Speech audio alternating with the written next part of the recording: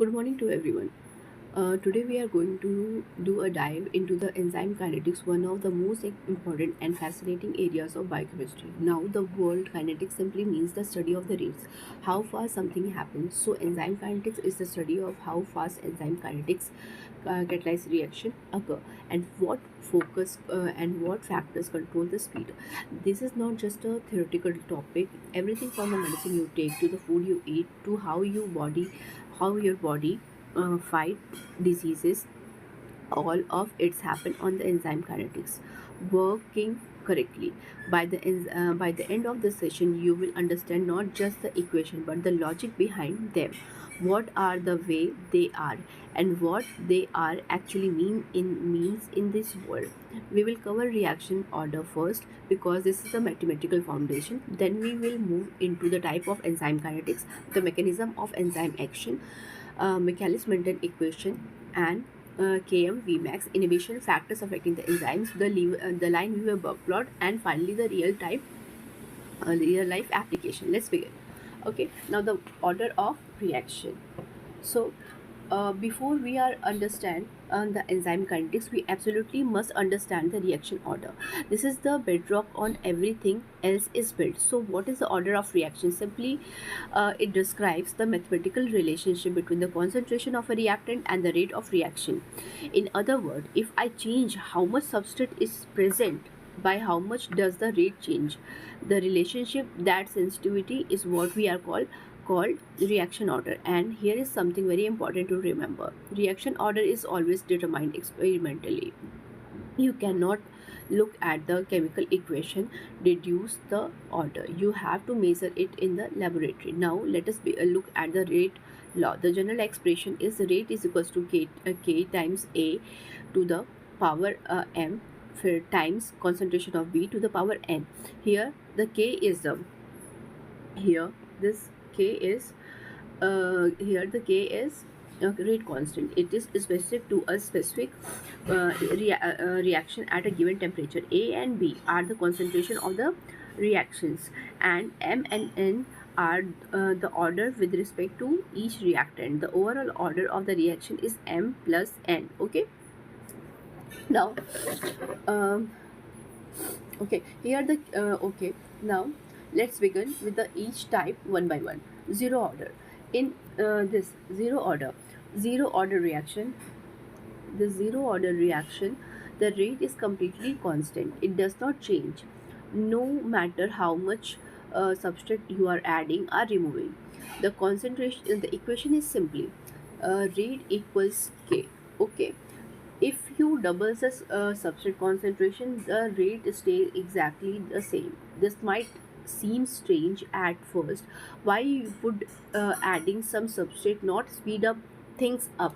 The answer is enzymes is already completely saturated. Every single active site is occupied. The enzyme is working at its absolute maximum, and throwing more substrate at it makes no difference whatsoever. Think it like a motorway with all the lane fulls. Adding more cars to the entry slip road does not move traffic any faster. The graph of the concentration versus time is a straight line declining at the constant slope. Now the first order reaction, here the rate is directly proportional to the concentration of the substrate of one reactant. Rate equals k times concentration of A. So if you are doubles the A, the rate doubles. If you triples the A, the rate triples.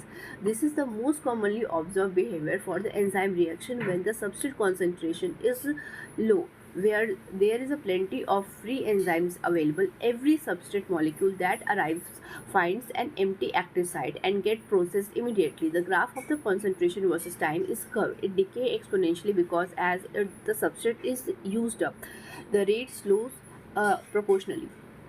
Now the second order. The rate is proportional to the square of one reactant constant R to the product of two order reactant concentration. Rate equals k times of concentration of A squared. So if you doubles the A concentration of A, the rate quadruples because 2 because 2 square is 4. This simply occurs in a reaction where the two molecules must collide with each other simultaneously. In enzyme kinetics, this can arise in a bimolecular reaction or when the two substrate molecules are available.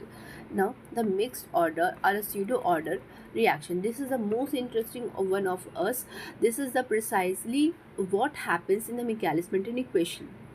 The reaction does not have a fixed order. It changes depending on the substrate concentration. At very low substrate concentration, the reaction behaves as a first order. Rate is proportional to the S. As the concentration as the substrate increases and active site begins to fill up, the relationship between the becomes more complex, and at a very high substrate concentration, when enzyme is fully saturated, the reaction becomes zero order. Rate is a constant regardless of of the concentration of substrate. So Michaelis-Menten kinetics is essentially a transition from a zero order to zero order, first order to zero order as a substrate concentration arises. Understanding this is a key to understand everything that follows. Okay. Now, the type of enzyme kinetics. So we understand we have already understand the reaction order. Let us look at different types of enzyme kinetics, because not all the enzymes follow the same enzymatic or kinetic behavior. There are four major types. First is the Michaelis-Menten kinetics. This is by the far most common and most studied model. It applies to simple single state substrate reaction, that reaction where one substrate binds to one active site and it is converted to one product. The relationship between the reaction velocity and substrate concentration is hyperbola. The curve simply steepy at first and then level off it approaches Vmax. Okay, this model assumes that we call the steady state condition, meaning the concentration of enzyme substrate complex remaining relatively constant over the course of the reaction even as the substrate is being consumed. The key parameters are Km and Vmax, which we'll cover in detail shortly. Next is allosteric kinetics. Some enzymes are far more sophisticated. They have multiple subunits, each with their own active site, and these subunits communicate with each other. When the first substrate molecule binds, it changes the shape of the whole enzyme, making it easier for the next substrate to bind and the one after that. This is called the cooperative binding. This results in a sigmoid or S-shaped curve instead of a hyperbola. This behavior is described by the Hill's equation. The Hill coefficient, denoted N, tells us how cooperative the binding is. If the N is greater than 1, binding is positively cooperated. Okay, and if it is if the hemoglobin is the famous example of the cooperative binding, though that technically is not an enzyme. Among the enzyme, aspartate transcarbamylase ATKs shows the classic allosteric behavior. These enzymes are also regulated by the molecules called allosteric factors activated that enhances the activity and inhibitors that suppresses it binding at the site far away from the active site. Now the type 3, the bisubstrate kinetics. The majority of the enzymatic reaction in the body actually involves two substrate reaction together to give two product. Think of it as A plus B it gives P plus Q. There are two main mechanisms. In sequential mechanism, both substrate must bind to the enzyme before any product is released. This can be ordered. Our substrate A always bind to first, and then substrate B are random. Either can bind first. In ping pong mechanism, also called a double displacement model into that first substrate binds, part of it transferred to the enzyme itself, forming a modified enzyme intermediate. The first product is released, and then the second substrate binds and picked up that transferred group. Amino transferases works exactly the same way. They transfer the amino group from one molecule to the enzyme, releasing the first product, and then transfer the amino group to the second substrate.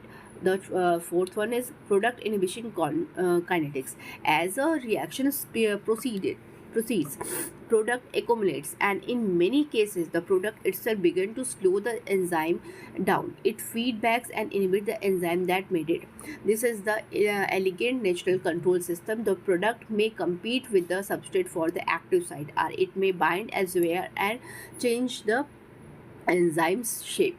This is particularly important in the metabolic pathway. It prevents the cell from overproducing a molecule it already has a plenty of. If you have such molecule of end product, it shuts up the first enzymes in the pathway, halting the entire sequence. This is called the feedback inhibition, and it is one of the most important regulatory mechanism in all the biochemistry. Okay, so the next one is, what is an enzyme? Now let us make sure we all grounded in what an enzyme actually is. An enzyme is a biological catalyst. The word catalyst means substrate that speed up chemical reaction without being permanently changed or consumed by it. Enzymes are almost always protein, intricate three-dimensional molecule folded in very specific shape. There are a small number of catalytic RNA molecule called ribozyme, but the vast majority of biological catalysts are proteins. Now, why do reaction needs a catalyst at all? Because in chemistry, for a reaction to happen, the molecules involved need enough energy to reach what we call the transition state, an unstable intermediate between the reactant and product. The energy required to reach the transition state is called the activation site. Many reactions that are thermodynamically spontaneous, that would release energy overall, simply do not happen at a usual rate at body temperature because the activation energy barrier is too high. Enzymes solves this problem by providing an alternate pathway with a lower activation energy. They do not change the starting power, the end point of the reaction. They must make the journey easier. 3 points of the enzyme that make them extraordinary. First, speed. Enzymes can increase the rate reaction by anywhere from a millions to trillions times compared to the uncatalyzed reaction. The enzyme carbonic anhydrase, for example, can catalyze a 6 lakhs reaction per second. Second, reusability. Because enzymes are not consumed, a single enzyme molecule can catalyze thousands or millions of reactions over its lifetime. Third, the specificity. Each enzyme is precisely shaped to interact with one particular molecule or substrate, a particular group, a small group of closely related substrates. This specificity arises from the shape and the chemistry of the active site. Okay, now the enzymatic mechanism. Let us look at exactly how an enzyme does its job, step by step. Every enzyme has a region called active site. This is a small three-dimensional cleft or a pocket usually made up of one or handful of amino acid residue out of potentially 100 or 1000 in the whole protein. The active site has a very specific shape and chemical environment, particularly amino acid arranges precisely to interact with the substrate. There are two classical models for how the substrate fits into the active site. The older model is a lock and key model. The enzyme is the lock and the substrate is the key. Okay, they fit together perfectly. The more accurate modern model is induced fit model. This enzyme is somehow flexible. When the substrate approaches the active site, changes its shape slightly to embrace the substrate more tightly. Think of it as a hand closing around a ball. The hand adjusts its shape to grip. Now let us follow the reaction step by step. First step is substrate binding. The substrate diffuses into the active site. Non-covalent interactions form, like hydrogen bonds in ionic interactions, hydrophobic interaction, van der Waals forces. These hold the substrate in precisely the right orientation. ES complex formation. The enzyme substrate complex, written as ES, is now formed. This is a real physical intermediate that can actually detect experimentally. The enzyme substrate complex is held together by the multiple weak forces that together create a stable but temporary association. Third step is a transition state stabilization. This is a crucial step. This is what actually makes the enzyme a catalyst. The enzyme distort the substrate, restrain its bonds, or provide charged amino acid that stabilizes the transition state. The transition state is that unstable high energy intermediate between the substrate and product. By stabilizing it, the enzyme dramatically lowers the activation site activation energy required.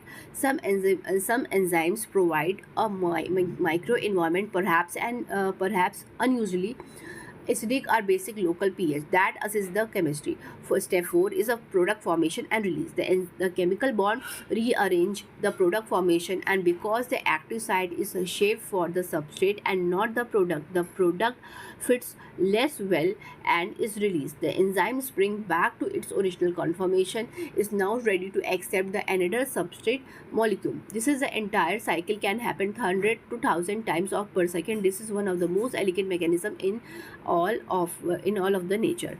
Step 6, the Michaelis-Menten equation. Now we can come to the mathematical heart of the enzyme kinetics, the Michaelis-Menten equation. This equation was developed by the Leonard Michaelis and Maud Menten in 1930. It remains the foundation of enzyme kinetics over a century later. This equation is V equals Vmax times divided by Km plus. Let us understand what is come from the intuitively before we look at the parameters. Imagine you are studying an enzymatic reaction. You set up a series of test tubes, each with a fixed amount of enzymes but different amount of substrate. You measure the initial reaction velocity, the rate at which the beginning of the reaction before the significant product accumulates before the enzymes start to slow down. You then plot the velocity on the y-axis against the substrate concentration on x-axis. What you observe, it is this: at a very low substrate concentration, the curve rises almost linearly. This makes sense. This is a perfect plan. This is a plenty of free enzymes, so every substrate molecule that arrives get processed immediately. As substrate increases, the rate continues to rise, but more slowly. Active sites are beginning to fill up. At very high substrate concentration, the curve flattens and approaches a plateau. That plateau is a Vmax. You can never quite reach it because statistically there will always be a tiny changes of a momentary free active sites, but asymptomatic the rate approaches Vmax. Now let us look at each parameters.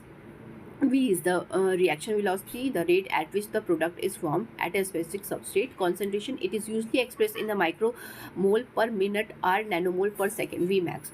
Maximum velocity is a rate when each single active site of the enzyme is occupied and working at a full speed.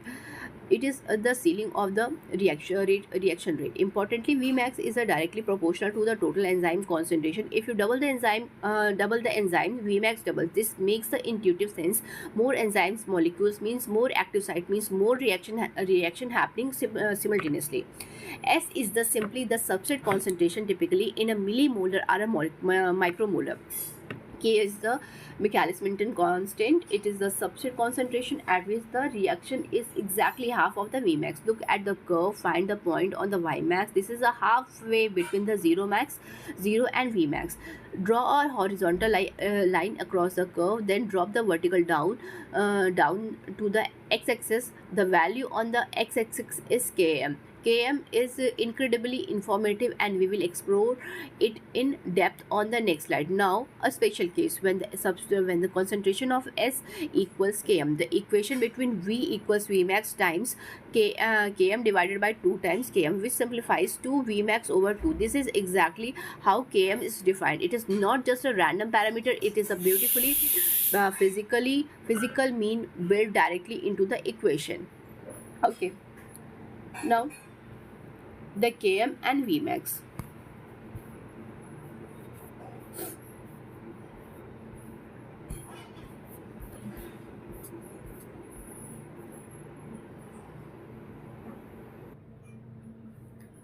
Km and Vmax are the most important numbers you can now know about an enzyme. Let us now later dig into what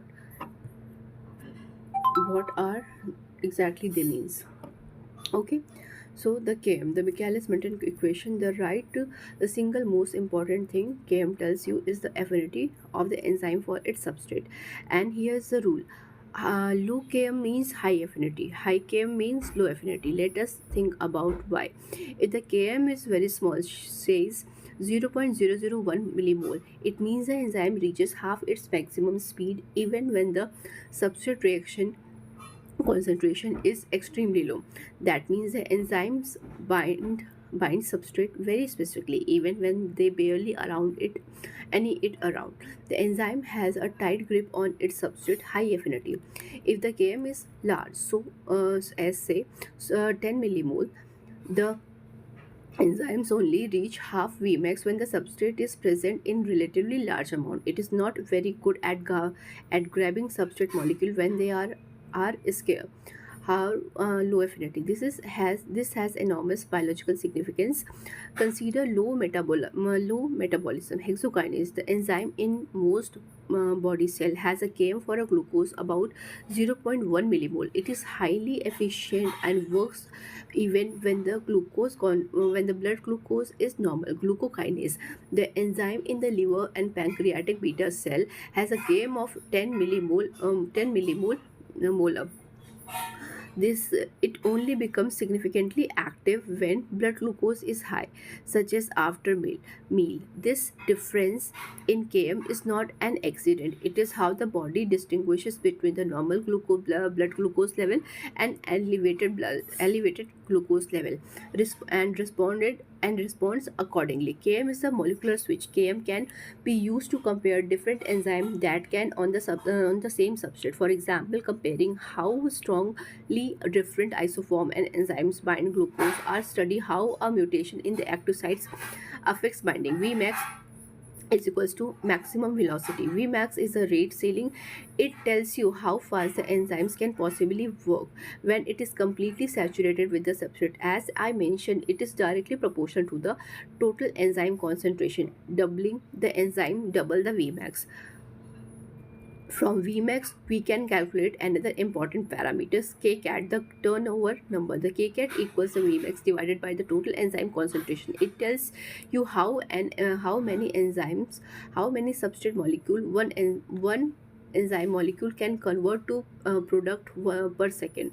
Carbonic anhydrase has a kcat of 6,000 per second. Extraordinary. More enzymes have kcat value in the large range of 1 to 1000 per second, and combining both, the ratio kcat divided by km gives you the catalytic efficiency, arguably the single best measure of how good an enzyme is. The theoretical maximum of this ratio is about 10 to 8 or 10 to 9 per molar per second. This is called the diffusion limit because the reaction cannot go faster than the rate at which the substrate diffuses to the enzyme. Enzymes that approaches this limit are called catalytically perfect. Now the enzyme inhibition. Enzyme inhibition is how living system and pharmaceutical drug regulate and control the enzymatic activity. Understanding inhibition is absolutely critical in the medicine, pharmacology, and toxicology. An inhibitor is any molecule that reduces the enzymatic activity. There are three classical type of reversible inhibition, each with a distinct mechanism and distinct signature in the clinical kinetic data. First one is a competitive inhibition. In competitive inhibition, the inhibitor molecule is structurally similar to the substrate. It enters the active site, the exact same pocket where the substrate normally goes, and sits there, blocking the substrate from binding. The enzyme cannot tell the difference between the inhibitor mimics the substrate closely enough to fit. Now, there is a critical point. This competition is reversible. The inhibition is not permanently bound. There is a constant dynamic equilibrium. Sometimes the inhibitor in the active site, sometimes it diffuses away, and when it's away, the substrate has a chance to bind. This means you can overcome the competitive inhibition by simply increasing the substrate concentration. If you flood the system with a substrate, the probability that a substrate molecule occupies the active site increases, and the inhibitor has a fewer opportunity to bind.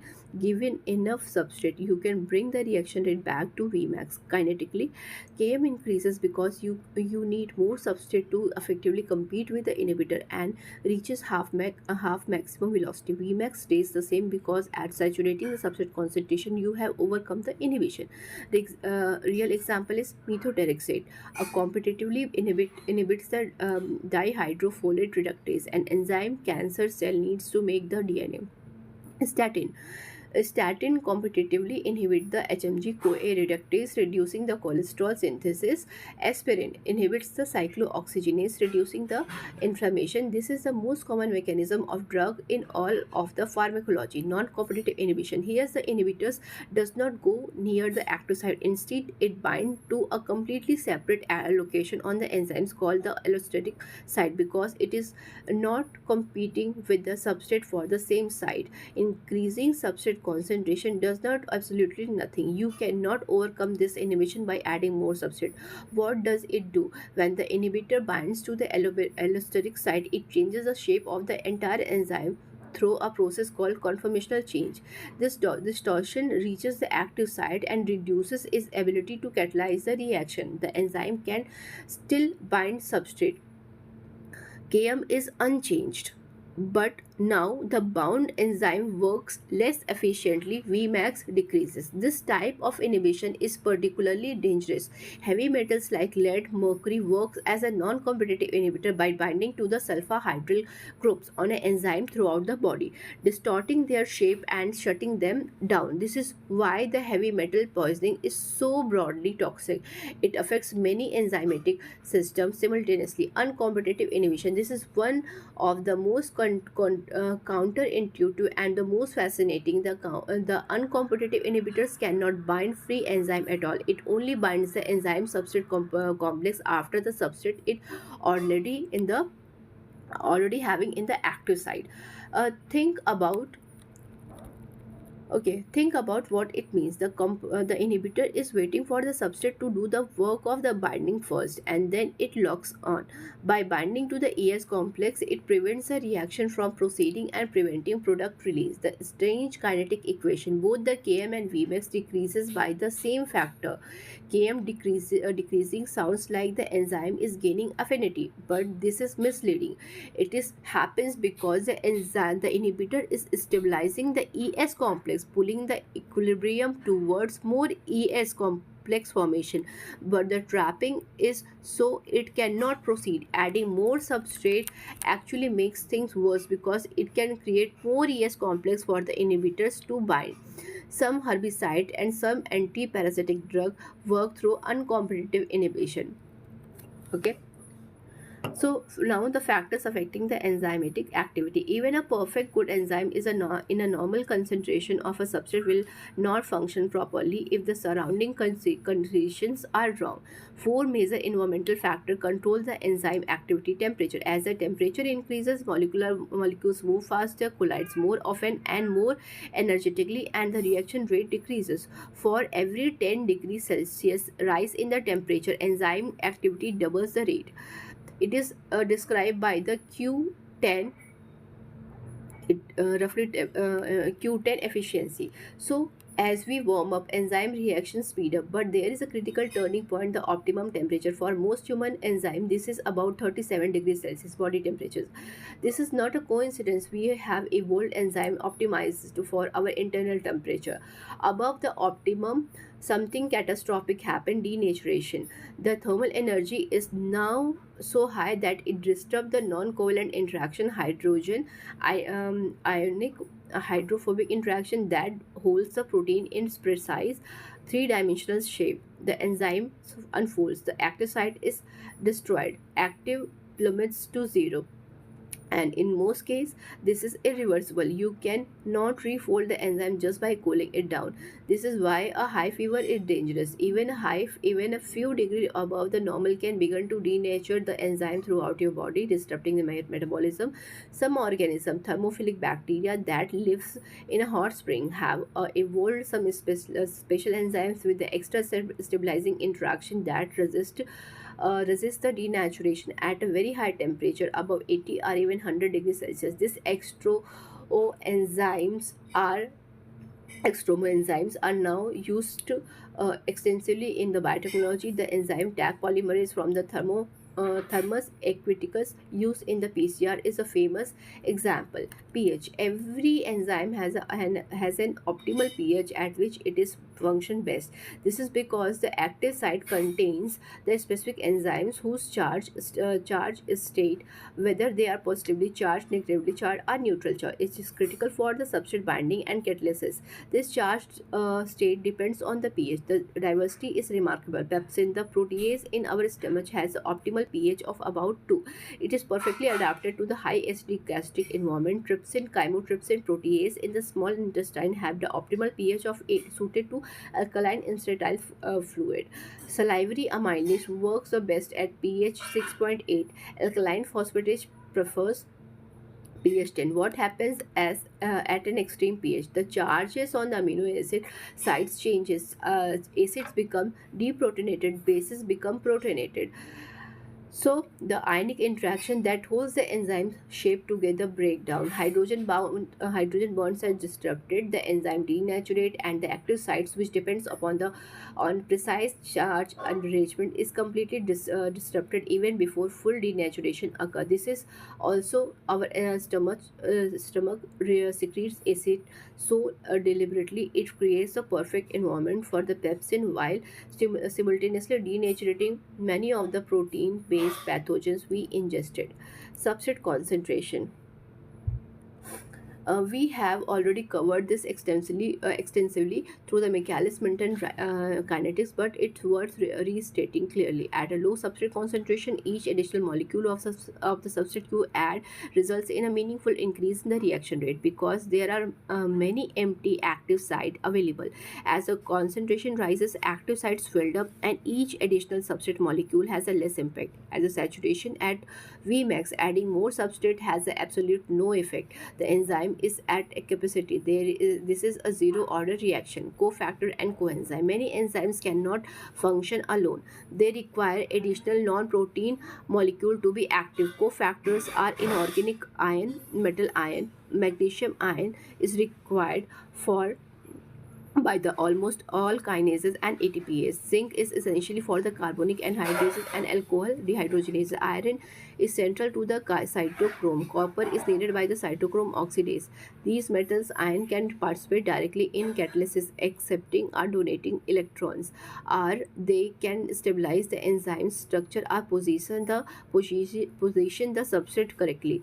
Coenzymes are organic molecules often derived from the vitamins NAD plus, NADP plus, derived from the niacin. Vitamin B3 are electron carrier in hundreds of the metabolic reaction. FAD from the riboflavin.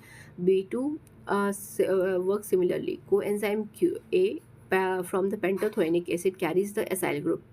Pyridoxal phosphate from the vitamin B6. It is essentially for almost all the amino acid metabolism, and enzymes without it required cofactor are coenzymes called an epenzyme. This is actively inactive. The complete active energy with all it required component is called the whole enzyme. It is also why nutritional deficiency in vitamins causes such wide ranging metabolic problems. A deficiency in a single vitamin can impair a dozen of enzyme reactions simultaneously. Now, the Lineweaver-Burk double reciprocal plot. The Michaelis-Menten curve is beautifully but mathematically inconvenient. The hyperbola asymptomatically approaches the Vmax, meaning you can never actually see the Vmax directly on the graph, and estimating the Km from the curve is imprecise. Hence, Leeuwenhoek and Dean Burke solved this elegantly in 1934 by transforming the equation. If you take the Michaelis-Menten equation and take the reciprocal of both the sides, meaning you flip everything ups and down, you get 1 over V equals Km over Vmax times 1 over substrate concentration plus 1 over Vmax. Now look at the form of this equation. It exactly the equation of the straight line. V equals to mx plus c, where v is 1 by v, x is 1 by s, and the slope is km by vmax, and the y-intercept is 1 by vmax.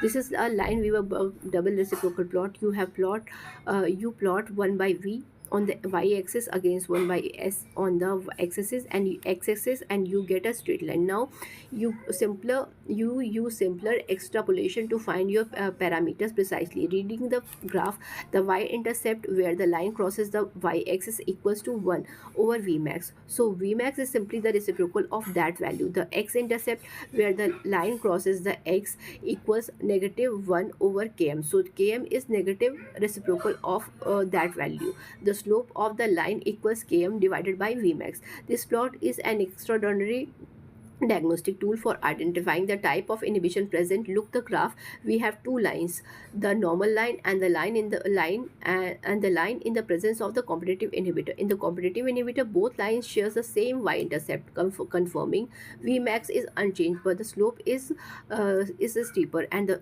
x-intercept shifts to the right, showing Km has increased. In competitive inhibition, both the lines shares the same x-intercepts, confirming Km is unchanged, but the y-intercept is higher, showing Vmax has decreased.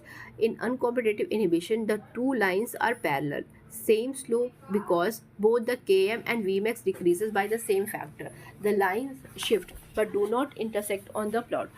By simply looking at whether the lines are parallel or where they intersect, a biochemist can immediately identify which type of inhibition is occurring. This is the power of Lineweaver-Burk plot transformation. One caveat worth mentioning: the Lineweaver-Burk plot does not have a weakness because you are plotting reciprocals. The data point at a low substrate concentration, which have the most experimental mental error, get amplified and placed at the far right of the graph, where they influence the line disproportionately. Modern biochemists often prefer the non-linear regression fitting directly to the Michaelis-Menten equation using the computer software, but the Lineweaver-Burk plot remains conceptually indispensable and still used extensively in teaching and initial data exploration. Now the real life application. Everything we have covered is not the abstract theory. It has a direct, tangible application in the world around us. Let us go through each one. Drug design. This is perhaps the most impactful application of the enzyme kinetics. The vast majority of the drugs on the market work by inhibiting a specific enzyme, statin. Drug like atorvastatin atorvastatin and rosuvastatin are a competitive inhibitor of HMG-CoA reductase, the enzyme that catalyzes the rate-limiting step in the cholesterol biosynthesis. By inhibiting the enzymes, statin dramatically reduces the cholesterol production in the liver. Statin are amongst the most prescribed drug in the world and have saved millions of lives. ACH inhibition inhibitors, drugs like enalapril and the lisinopril, inhibits the angiotensin converting enzyme, which converts the angiotensin 1 to the vasoconstrictor angiotensin 2. Blocking the enzyme causes the blood vessel to relax, lowering the blood pressure. Okay, so antibiotics like the penicillin work by inhibiting the transpeptidase, the enzyme bacteria used to build their wall. Without this enzyme, the bacterial cell wall cannot repair, and the bacterium bursts and dies. And antiretroviral drugs used in the HIV treatment, including the protease inhibitor and the reverse transcriptase inhibitors, specifically inhibiting the enzymes that the HIV virus needs to replicate. Understanding the kinetics of these viral enzymes was so absolutely essential to design drugs that could block them selectively without harming human cells. In all of these cases, the drug designer needs to know the km of the enzyme to understand how much substrate is normally present and how potent the inhibitor needs to be, and the ki, the inhibitor constant, which measures how tightly the inhibitor binds. These are the pure enzyme kinetic parameter. Medical diagnostic. Enzyme kinetics is central to how we diagnose diseases. Many enzymes are normally present only inside cell. They stay inside as long as they are healthy, but when the cells are damaged or dying, they release the enzymes into the bloodstream. By measuring the enzyme activity or concentration in blood, we can detect the tissue damage with a remarkable precision. Elevated level of alanine aminotransferase and the aspartate aminotransferase, ALT and AST, in blood indicates liver damage. Hepatic hepatitis, alcoholic liver disease, and the drug-induced liver injuries are all cause these enzymes to spill into the circulation. Creatinine kinase, CK, and specifically the CKMB isoform, is released by the damaged heart muscles. Elevated CKMB in blood is a classical sign of the myocardial infarction, a heart attack. Troponin enzymes are even more specific cardiac marker, now the gold standard for diagnosing the heart attack in the emergency medicine. ELISA, enzyme linked aminoabsorbent assay. It is the most widely used diagnostic technique in the medicine and the research. It uses the enzyme catalyzed a colored reaction to detect the presence of antibodies, antigen, hormones, or drugs. The COVID-19 antibody test, HIV test, pregnancy test, food allergen detection kit, all are rely on the ELISA. The sensitivity of the ELISA depends entirely on the optimizing the enzymatic kinetics, maximizing the signal while minimizing the background. Food industry enzymes and the kinetics are integral to the food production on the industrial scale. Lactate breaks down the lactose, glucose plus galactose. Amylase breaks starch in baking, rennin in cheese making. Genetic engineering. Restriction enzymes cut the DNA at specific sequences fundamental to the cloning and PCR sequencing and CRISPR-Cas editing. Agriculture and pesticide. Organophosphate pesticide inhibit the acetylcholinesterase enzyme. Kinetics helps design safer selective agrochemicals. Remediation. Enzymes in bacteria break down pollutes, plastic spill, oil spill, heavy metal. Optimizing the Km by Vmax improves the cleanup efficiency. Okay. So now the takeaways. Let us begin with everything together. Number one, reaction order is mathematical foundation. It tells us how the rate respond to the concentration. Zero first, second are mixed, and Michaelis-Menten kinetics is a fundamental a system that transition between the first and zero order. Number two, enzyme kinetics has a four major types. Michaelis-Menten for simple reaction, allosteric for the cooperative reaction, bisubstrate for the two reactant system, and the product inhibition for feedback control. Number three, the Michaelis-Menten equation. Vmax, V equals to Vmax times divided by the Km plus S is the central equation of the enzyme, and every parameter is a precise physical meaning. Okay. Number four, the Km measures affinity. Now low Km means high affinity. Vmax measures the speed ceiling proportional to the enzyme concentration. Together they define the catalytic efficiency as kcal divided by Km. Number five, inhibition is how enzymes are controlled competitively, non-competitive and uncompetitive, with a distinct kinetic signature visible on Lineweaver-Burk plot. Number six, application of the enzyme kinetics touch every aspect of life: medicine, food, agriculture, genetics, and environment scientists. It is one of the most practical, important topic in all the biochemistry. Thank you for listening.